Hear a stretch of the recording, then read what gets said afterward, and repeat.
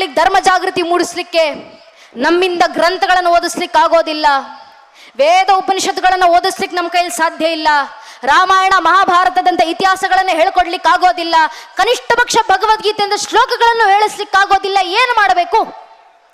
ನಿಮ್ಮಿಂದ ಮಕ್ಕಳಿಗೆ ಗ್ರಂಥಗಳನ್ನು ಓದಿಸ್ಲಿಕ್ಕೆ ಆಗ್ಲಿಲ್ಲ, ಪರವಾಗಿಲ್ಲ ಸ್ವಾಮಿ, ಕನಿಷ್ಠ ಪಕ್ಷ ನಿಮ್ಮ ಮನೆಯ ಮಕ್ಕಳನ್ನ ವಾರಕ್ಕೊಂದು ದಿನ ದೇವಸ್ಥಾನಕ್ಕೆ ಕರ್ಕೊಂಡು ಹೋಗಿ ದೇವಸ್ಥಾನದಲ್ಲಿ ಕೂರಿಸಿ ಮಕ್ಕಳ ಬಾಯಿಂದ ಭಜನೆಗಳನ್ನು ಹಾಡಿಸಿ ಸಾಕು.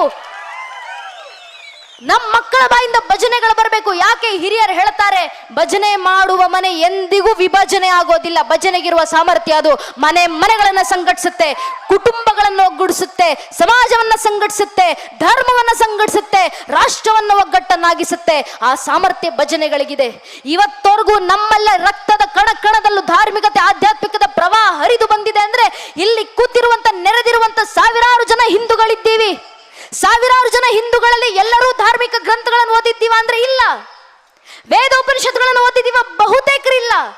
ಆದ್ರೆ ಇವತ್ತಿಗೂ ನಮಗೆ ರಾಮರ ಮೇಲೆ ಭಕ್ತಿ ಏನಕ್ಕೆ? ಭಜನೆಗಳನ್ನ ಕೇಳ್ಕೊಂಡು ಬಂದ್ವಿ. ಮನೆಗಳಲ್ಲೂ ತ್ಯಾಗರಾಜರ ಭಜನೆಗಳನ್ನ ನಮ್ಮ ಹಿರಿಯರು ಹಾಡ್ತಿದ್ರಲ್ಲ, ರಾಮನಾಮ ಮನೆ ರೋಮಾಂಚನ ಮನೆ, ರಾಮವನ್ನ ಕೇಳಿದ್ರೆ ರೋಮಾಂಚನ ಆಗಬೇಕಪ್ಪ ಅಂತ ತ್ಯಾಗರಾಜರು ಭಜನೆಗಳನ್ನು ಹಾಡ್ಕೊಂಡು ಬಂದ್ರು. ಅದನ್ನ ನಮ್ಮ ತಾಯಿಂದ್ರು ನಮಗೆ ಹೇಳ್ಕೊಟ್ರು.